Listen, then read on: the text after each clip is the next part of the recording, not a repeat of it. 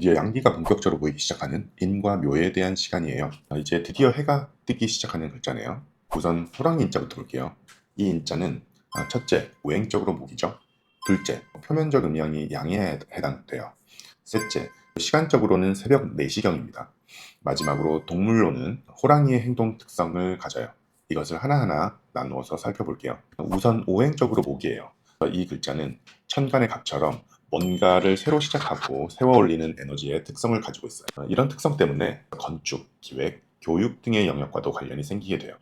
즉, 지지의 인자에는 천간의 갑의 특성이 포함되어 있다고 할 수 있어요. 천간 갑에는 호랑이 인을 다 담아내지는 못하지만 호랑이 인자에는 천간 갑을 담아내고 있다는 말이죠. 지지 글자들이 품고 있는 내용의 범위가 더 커요. 이 인이라는 글자는 인호술이라는 삼합운동을 하죠. 지장간에 대해 공부하는 영상에서 지장간 중 중기의 중요성에 대해서 말씀드렸잖아요. 지장간 중기는 뭐다? 삼합운동의 목적을 알려주는 것이다. 그러니까 이 호랑이 인자는 겉은 목인데 실제로는 활을 만들어내기 위한 연료로 사용되는 글자예요. 즉, 인호술이라는 삼합운동에서 인이 오늘 오를 생해주는 작용을 하는 것이죠. 이것이 바로 다음에 배울 글자인 토끼 묘자와 호랑이 인자의 가장 큰 차이예요. 호랑이 인자는 화운동을 하는 목이고요. 토끼 묘자는 그냥 목운동을 하는 목이다. 둘 다 초록색이고 오행적으로 목이고 둘이 순서도 나란히 붙어 있지만 작용 특성이 완전히 다르다라는 말이에요. 다시 한번 말씀드리지만 지지 글자는 목화토금수라는 오행적으로만 보기보다는 글자 자체로 보라는 말씀 다시 한번 드리고 싶어요. 저는 어떻게 부른다고요? 인목이 아니라 호랑이 인자라고 부른다는 거죠.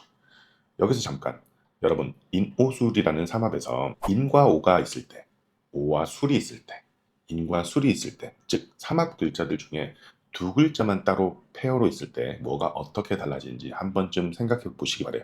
제가 삼합 강의 시작하기 전까지요. 그리고 음향적 측면을 보면요, 호랑이인의 단계에서 이제 양기가 3개가 생성이 되고 음기는 3개가 남은 상태가 돼서, 그 말은 무슨 말이냐면요, 인의 중반부를 지나가기 시작하면 양기가 음기를 넘어서기 시작한다는 의미예요. 드디어 본격적인 양의 글자의 시작인 거죠. 게다가 삼합운동적으로도 인호술 운동을 통해 활을 만들어내는 운동을 하니 삼합운동적으로도 양기에 해당돼요. 이리 보나 저리 보나 양이다라는 이야기죠. 시간으로 인시는 해가 처음으로 뜨는 시간이 되고, 월별로는 인월은 봄이 시작된다는 입춘이 돼요.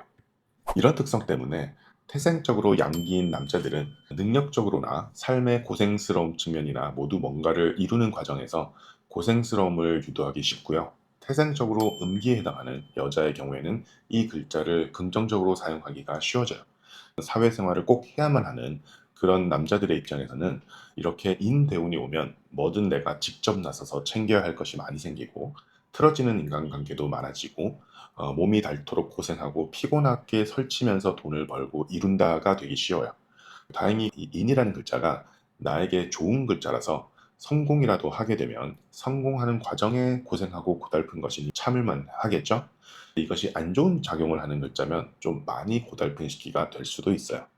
그때 개운하는 법이나 더 자세한 이야기는 나중에 대운에 대한 이야기를 하는 영상에서 다뤄보도록 할게요. 그러고 보니 지금 트럼프 대통령이 인대운이시네요. 세 번째로는 시간적 특성이에요. 새벽 4시 여전히 추운 시간이에요. 여러분, 가끔 조우를 볼 때 오미와 자축만 조우를 고려한다고 하시는 분들이 계신데, 그건 자연의 에너지의 아날로그적 변화를 고려하지 않고 너무 글자 자체에만 매몰돼서 보는 해석일 수가 있어요. 자연을 봐보세요. 인시는 춥나요? 따뜻한가요? 인월은 춥나요? 따뜻한가요? 여전히 추워요. 다만 그 정도가 줄어들었을 뿐이에요. 그러면 사주를 볼 때도 조우 같은 것을 해석할 때는 자와 축이 추운 정도가 100이라면은 이는 얼마를 반영해주고 묘는 어떻고 이렇게 수치적으로 바꾸어 적용을 해야지, 자와 축은 조우가 얼었다고 하다가 갑자기 인에서는 조우를 전혀 안 보고 이래서는 안 된다라는 말씀이에요. 예를 들어 어떤 사람 사주가 인월에 태어났어요. 인월생인데 대운이 만약에 역대운으로 가는 사람이다 라면 어떻게 되겠어요? 인월이면 아직도 사업주가 추운데 또 추운 축대운, 자대운, 해대운으로 차가운 대운이 계속해서 들어오게 돼요. 그럼 정말이지 그대로 얼어버리는 거예요. 사주 원국 하나만 보고 인월이니 조우를 안 봐도 되겠구나 하고 그냥 넘어가다가는 크게 해석이 틀릴 수가 있으니 꼭 주의하시길 바래요. 이렇게 인월에 태어난 사람이 해자축 대운을 지나가는 것과 5월에 태어난 사람이 해자축 대운을 가는 것은 하늘과 땅의 차이예요. 아무튼 인시에는 여전히 추운 시간인데 이제 해는 뜨기 시작하니 동물들의 움직임이 드디어 시작되는 시간이에요. 동작이 멈췄던 상태에서 처음으로 동작이 시작되는 상태로 넘어가는 행동 특성이 담겨 있어요.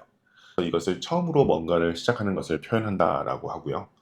누워 자던 동물을 일으켜 세우는, 즉 중력의 반대 방향으로 만물을 세워 올리는 것을 표현한다라고도 해요. 그래서 바로 인이라는 글자는 시작, 기획 뿐만 아니라 교육, 건설까지의 의미도 동시에 가지고 있어요. 그리고 정의 상태에서 동의 상태로 변하다 보니 그 어떤 것보다도 움직임의 변화폭이 크다라는 것을 상징하는 글자이기도 해요. 마지막으로 호랑이의 특성인데요. 호랑이는 평소에 가만히 있다가 사냥을 해야 할 때나 적과 싸워야 할 때 아주 폭발적으로 움직이죠. 뿐만 아니라 밀림의 제왕, 파워와 권력을 가진 최상위 포식자예요. 이 호랑이 인자는 권력성, 파워, 위험성이라는 의미도 내포하고 있어요. 내 사주에서 호랑이 인자가 만약 관성이라고 한다면 내 직장의 특성이 어떠할지 종합적으로 한번 생각해 보시길 바래요. 예를 들어 파워 있는 정부기관이나 한 사람의 인생을 골로 보낼 수도 있는 언론기관, 한 회사의 생사를 좌지우지하는 은행 같은 것들이 그 한 예시들이에요. 인자를 보는 순간 사실 제일 먼저 떠올리셔야 될 것은 이 글자는 병화를 장생시키는 글자다라는 사실이에요. 나중에 12운성편에서 할 테지만 일단 꼭 기억해 두시기 바랄게요. 마지막으로 이는 삼화분동상 생지에 해당이 돼요. 이 생지에 해당하는 글자는 운에 따른 변색이 커요. 이 삼화분동상 생지 글자들의 특성은 글자 본인이 최종 목표가 아니라 왕지 글자를 만들어내기 위한 연료로서 소모되는 글자예요. 인이 만약에 재성이라고 하면 어떤 운이 오느냐에 따라 현금의 소모가 크게 발생할 수 있음을 의미해요. 현금은 현금인데 언제든 소모될 수 있는 현금이겠죠. 그것이 정제든 편제든 상관이 없이 그래요. 즉 인이라는 글자를 보면 인에 해당하는 십성 이름과 더불어 삼합운동의 목적인 인중병화를 꼭 기억하시길 추천드려요. 이상 호랑이 인자에 대한 해부였고요. 다음은 토끼 묘자에 대한 해부예요. 토끼 묘자는 첫째 오행적으로 목이죠. 둘째 표면적 음양이 양에 해당되고요. 셋째 시간적으로는 아침 6시형이고요. 마지막으로 넷째 동물로는 토끼의 행동 특성을 가져요. 이것을 하나하나 같은 방식으로 살펴볼게요. 우선 우행적으로 목이에요. 이 글자는 천간의 을의 성질을 가지고 있는데요. 즉 인이 가지고 있는 시작하고 위로 세워 올리는 에너지에 추가적으로 유연함이 추가된 운동 특성을 가지고 있어요. 인자와는 달리 이것은 이리 봐도 저리 봐도 무조건 빼박목이라는 특징이 있어요. 이는 목은 목인데 화운동을 하는 목이라고 말씀드렸는데요. 묘는 목의 형태이면서 삼합운동도 목운동을 하는 빼박목이에요. 다시 말씀드리지만 인과 묘는 둘 다 초록색이고 오행적으로도 목이고 둘이 순서도 나란히 붙어있지만 작용 특성이 완전히 다르다라는 말이에요. 음양적 측면을 보면요. 묘의 단계에서 양기가 4개가 생성이 되고 음기는 2개만 남은 상태가 되는데요. 그 말은 무슨 말이냐 하면요. 이제는 양기가 완연해졌다. 완전한 봄이다가 되는 거예요. 게다가 삼합운동적으로도 해묘미 운동을 통해서 목을 만들어내는 운동을 하니까 삼합운동적으로도 양기에 해당이 돼요. 이리 보나 저리 보나 양이다라는 이야기죠. 시간으로는 묘시는 해가 완전히 뜬 시간이 되고 월별로 묘월은 완전한 봄이 돼요. 이런 특성 때문에 태생적으로 양기인 남자들은 능력적으로나 삶의 고생스러운 측면이나 모두 뭔가를 이루는 과정에 고생스러움을 유도하기 쉽고요. 태생적으로 음기에 해당하는 여자들의 경우에는 이 글자를 긍정적으로 사용하기가 쉬워요. 웬만하면 사회생활을 해야 하는 남자들 입장에서는 이렇게 묘대운이 오면 뭐든 내가 직접 나서서 챙겨야 할 것이 많이 생기고 틀어지는 인간관계도 많아지고 몸이 닳도록 고생하고 피곤하게 설치면서 돈을 벌고 이룬다가 되기 쉬워요. 다행히 그나마 묘라는 글자가 나에게 좋은 글자, 즉 용신이라도 해당되게 되면 성공하는 과정에서 고달프고 고생스러운 것이니 뭐 참을 만한데요. 이것이 뭐 기신작용을 하는 글자면 고달픈 시기가 될 수도 있어요. 그래서 내 용신이 묘인데 남자다 하면요. 나는 성공을 하려면 고생 좀 해야 될 것 같구나라고 미리 생각해 두시는 것이 좋겠죠. 세 번째로는 시간적 특성이에요. 새벽 6시경. 이제 완전한 아침이에요. 자연 만물들이 본격적으로 활발하게 움직이기 시작하는 시기예요. 샤워하고 오늘 입을 옷 고르고 화장도 하고 출근 준비로 바쁜 시기죠. 묘라는 글자 자체가 꾸미고 디자인하는 에너지와 관련이 있어요. 인묘는 모두 목운동의 특성을 가지고 있는데요.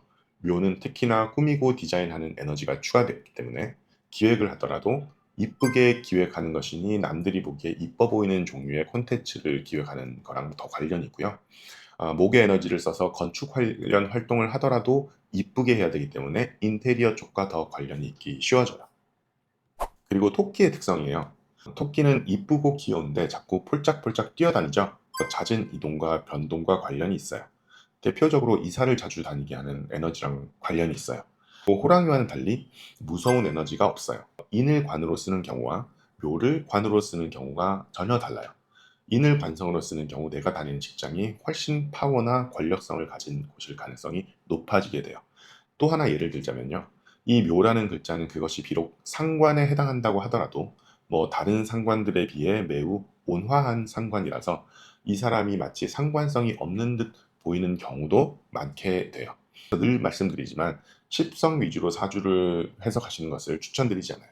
반드시 글자 자체의 특성을 감안해서 추가적으로 복합적으로 봐주셔야 좋다고 볼 수가 있어요. 즉 상관을 써서 상부의 지시를 잘 안 듣더라도 티나지 않게 안 듣는 그런 거 있죠. 대놓고 대드는 것이 아니라요. 네, 만약에 이걸 재성으로 쓰는 사람들이 물건을 판다고 한다면 디자인 관련된 용품이나 패션 용품 또는 교육적으로 써서 책 같은 것을 파는 사람이 되면 아주 잘 팔린다라고 생각할 수 있어요. 그리고 묘는 유와는 정반대의 에너지를 갖고 있죠. 묘와 유는 서로 충의 관계죠. 나중에 배우겠지만 가장 현금과 유사한 에너지를 갖고 있는 것이 이 닭유자인데요. 묘는 이것과 정반대의 에너지를 갖고 있기 때문에 현금을 모으는 것이 아니라 현금을 자꾸 흩어지게 하기 쉬워요. 목의 에너지도 있기 때문에 자꾸 새로운 것을 시작하려고 하는 기운을 조장하다 보니 어떤 사람이 묘라는 글자를 잘 써서 묘대운의 대박이 났다라고 한다면 번 돈 중에 대부분은 자기 손에 안 남아 있고 다른 곳에 재투자하거나 다른 곳에 쓰느라 현금은 막상 내 통장에 별로 안 남게 돼요. 이런 사실을 알고 나는 나중에 안 그래야지 그러려고 하더라도 막상 그때가 되면 자기 눈에 자꾸 될 것 같은 게 보이게 되고요. 이제 성공도 막상 했기 때문에 자신감도 뿜뿜 충만해져서 자꾸 이런 행동을 할 수밖에 없는 그런 게 돼요. 그런 게 바로 대운이 유도하는 에너지의 힘이고요. 주의할 것은 인과 묘의 대운을 지나갈 땐 다음 대운이 좋은 것이 기다리고 있느냐 아니냐에 따라 완전히 달라져요. 즉 이 시기에 자꾸 새로운 일을 벌리고 번 돈을 다시 재투자하게 되는 것을 막을 수는 없는데요.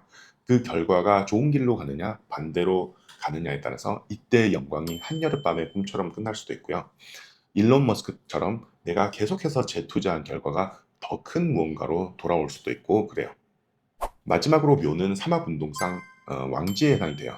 이 왕지에 해당하는 글자는 운에 따른 변색이 크지 않아요.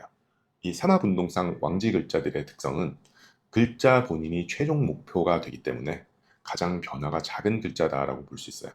이 글자에 해당하는 것을 직업으로 선택하게 된다면 거의 평생 그 일을 하게 될 가능성이 높아요. 이상 토끼 묘자에 대한 해부였고요. 오늘도 행복한 하루 되세요. 감사합니다.